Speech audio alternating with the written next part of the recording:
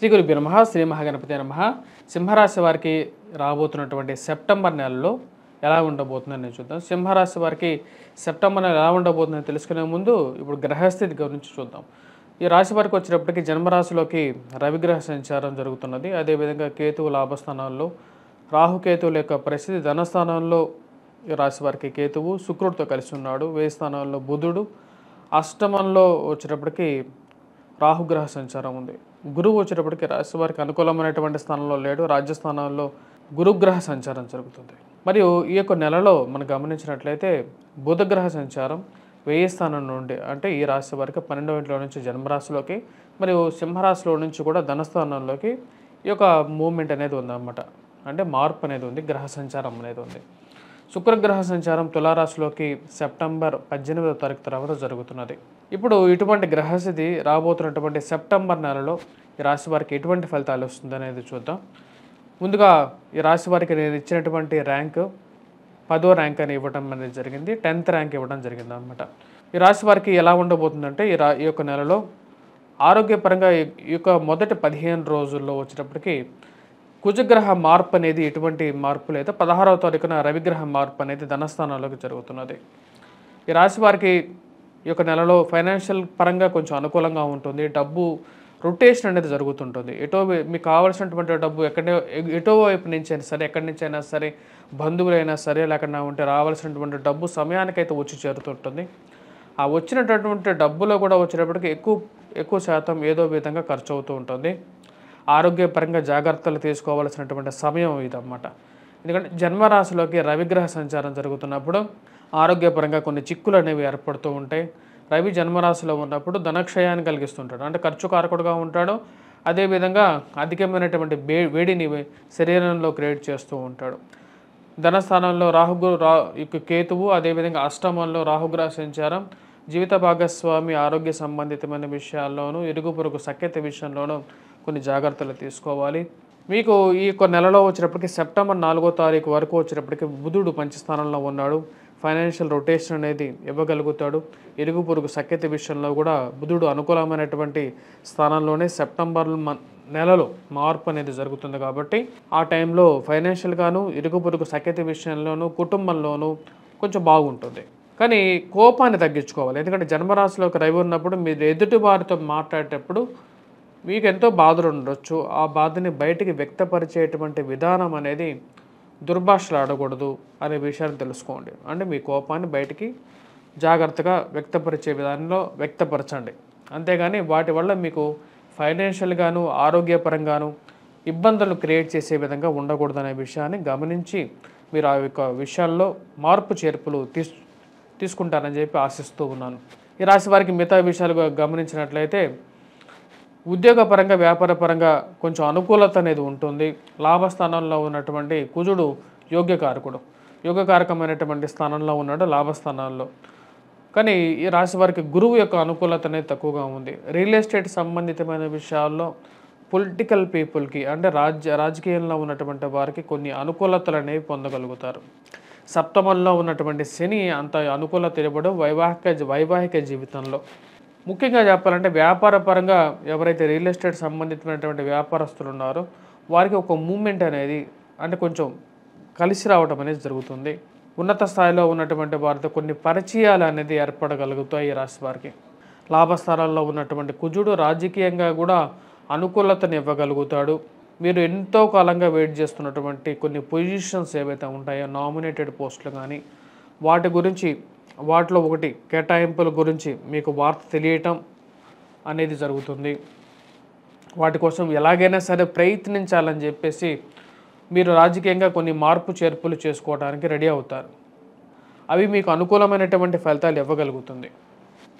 మరి petrochemical, pharmaceuticals ఇండస్ట్రీస్లో పనిచేస్తున్నటువంటి వారు, కోర్టు సంబంధితమైన విషయాల్లో నలిగిపోతున్నటువంటి వారికి ఒక రిలీఫ్ ఇవ్వగలుగుతుంది ఈ యొక్క నెల. ఎందుకంటే లాభస్థానంలో ఉన్నటువంటి కుజుడు అటువంటి ఫలితాన్ని ఇవ్వగలుగుతాడు. భూ సంబంధితమైనటువంటి లావాదేవీలు, అదేవిధంగా ఏవైతే రెవెన్యూ డిపార్ట్మెంట్స్లో కానీ, ఆఫీసెస్లో కానీ ఏవైతే ఫైల్స్ చాలా కాలంగా మీరు వెయిట్ చేస్తున్నారో వాటిలో మార్పు చేర్పుల గురించి, ఆ యొక్క మార్పు చేర్పుల విషయంలో ఒక కదలిక రావడం జరుగుతుంది. కోర్టు సంబంధితమైన వ్యవహారాల్లో ఒక సానుకూలమైనటువంటి ఫలితం జరగడం అనేది మీ మానసిక ఆనందానికి గల కారకంగా ఉంటుంది. డబ్బు ఎంత ఖర్చైనా సరే నాకు ఈ పని జరగాలని చెప్పి మీ నిర్ణయం తీసుకుంటారు. దానికి తగినట్టుగానే ముందుకు జరుగుతారు.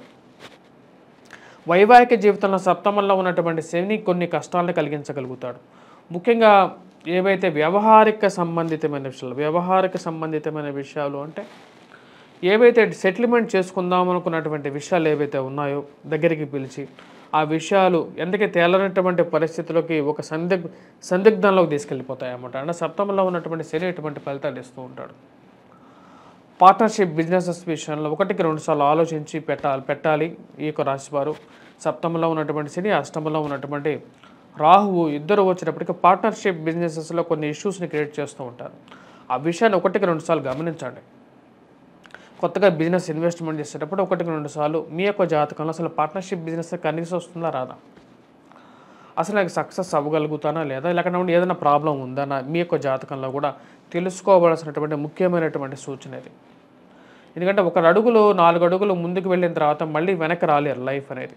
ఎందుకంటే కోట్ల ఇన్వెస్ట్మెంట్ చేసేటప్పుడు ఒక సజెషన్ తీసుకొని ఒక సంప్రదింపులు జరిపిన తర్వాత ముందుకు వెళ్ళాల్సినటువంటి ముఖ్యమైనటువంటి సూచన. వివాహ ప్రయత్న సంబంధితమైన విషయాలు ఈ రాశి వారికి వచ్చేటప్పటికి శుక్రుడు కొంచెం అనుకూలమైనటువంటి స్థానంలోకి రాబోతున్నాడు. ధనస్థానంలో ఉన్నటువంటి శుక్రుడు కూడా యోగకారకుడు. ఫైనాన్షియల్ రికవరీ గురించి అదే చెప్పాను నేను. ఫైనాన్షియల్ రికవరీ ఈ యొక్క నెలలో సెప్టెంబర్ నెలలో కొంచెం బెటర్గానే ఉంటుంది. మాట తీర్పులో కొన్ని మార్పు చేర్పులు, స్త్రీలతో కొంచెం సఖ్యత సౌఖ్యాన్ని పొందగలుగుతారు. గతంతో పోల్చుకుంటే ఈ యొక్క సమయంలో స్త్రీలు మిమ్మల్ని కొంచెం చేయగలుగుతారు. అలాగే పురుషుల ద్వారా కూడా కొంచెం గౌరవాన్ని పొందగలుగుతారు. కానీ ఆరోగ్యపరంగా మటుకు కొన్ని ఇష్యూస్ అనేవి ఎదురవుతూ ఉంటాయి. ఆ విషయాన్ని గమనించండి. మరియు ప్రేమ సంబంధితమైన వ్యవహారాల్లో కొంచెం సానుకూలమైనటువంటి ఫలితాలు, కొన్ని బాధలు అనేవి ఏర్పడుతూ ఉంటాయి. దానికి గల కారణం సప్తమంలో ఉన్నటువంటి శని, అష్టమంలో ఉన్నటువంటి రాహువు ఏదో ఒక కష్టాన్ని కలిగిస్తూ ఉంటాడు. మీరు అనుకోకుండా అన్నమాట కూడా మీకు వ్యతిరేకంగా మారుతుంటుంది. రవి యొక్క మార్పు అదే అన్నమాట. అంటే ప్రతి విషయాన్ని మీకు తెలుస్తూ ఉంటుంది. జన్మరాశిలో ఉన్నటువంటి రవి ఏంటంటే మీరు యాక్టివ్గా పనిచేయగలుగుతారు. 10 మందిలో చురుగ్గా మెలగలుగుతారు. కాకపోతే మీరు ఆ యొక్క మూమెంట్లోనే లేదో మీకే తెలియకుండా చేసేటువంటి ఒక చిన్న పొరపాటు మీకు కొన్ని ఇష్యూస్ని క్రియేట్ చేస్తుంటుంది. 6 మరియు ఈ యొక్క రాశి వారు వివాహ ప్రయత్న సంబంధితమైన విషయాల్లో మొదటి 15 రోజుల తర్వాత అంటే సెప్టెంబర్ 16వ తారీఖు తర్వాత కొంచెం అనుకూలత అనేది పెరగగలుగుతుంది. మరియు ఈ రాశివారు ముఖ్యంగా గమనించాలంటే విద్యార్థులకు ఎలా ఉందని చూద్దాం. విద్యార్థులు ఎవరైతే ఉన్నారో పోటీ పరీక్షల కోసం ప్రిపేర్ అవుతున్నటువంటి విద్యార్థులు కొంచెం కష్టపడి చదవగలిగితే దానిలో విజయాన్ని సాధించగలుగుతారు. దీనికి ముఖ్యంగా కుజుడు అనుకూలమైనటువంటి స్థానాల్లో ఉన్నాడు. ఇది మీకు పూర్తిగా యోగించగలుగుతుంది.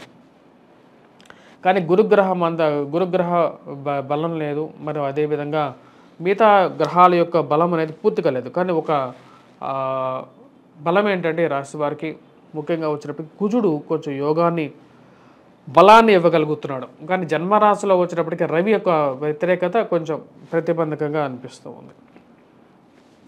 రాశివారు చేసుకోవాల్సినటువంటి పరిహారాల్లో ముఖ్యంగా వచ్చినప్పటికీ రాబోతున్నటువంటి శ్రావణ మాసం అనేది రాబోతుంది. ఈ శ్రావణ మాసంలో ఎటువంటి పరిహారాలు చేసుకోవాలి అనేది కూడా మనం చూద్దాం. ఇక సింహరాశి వారు వచ్చేటప్పటికి ముఖ్యంగా తులసి పత్రంతో అమ్మవారిని పూజించడం, అదేవిధంగా విష్ణుక్రాంతి